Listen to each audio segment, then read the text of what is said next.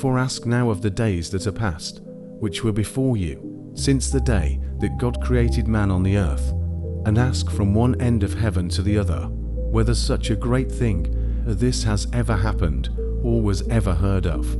Did any people ever hear the voice of a God speaking out of the midst of the fire, as you have heard, and still live?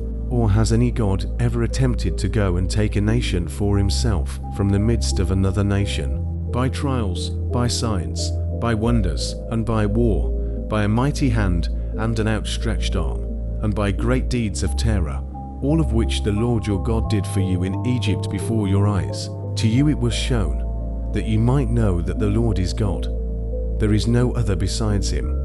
Out of heaven he let you hear his voice, that he might discipline you. And on earth he let you see his great fire, and you heard his words out of the midst of the fire. And because he loved your fathers and chose their offspring after them, and brought you out of Egypt with his own presence, by his great power, driving out before you nations greater and mightier than you, to bring you in, to give you their land for an inheritance, as it is this day. Know therefore today, and lay it to your heart, that the Lord is God in heaven above and on the earth beneath. There is no other. Therefore you shall keep his statutes and his commandments, which I command you today, that it may go well with you and with your children after you, and that you may prolong your days in the land that the Lord your God is giving you for all time.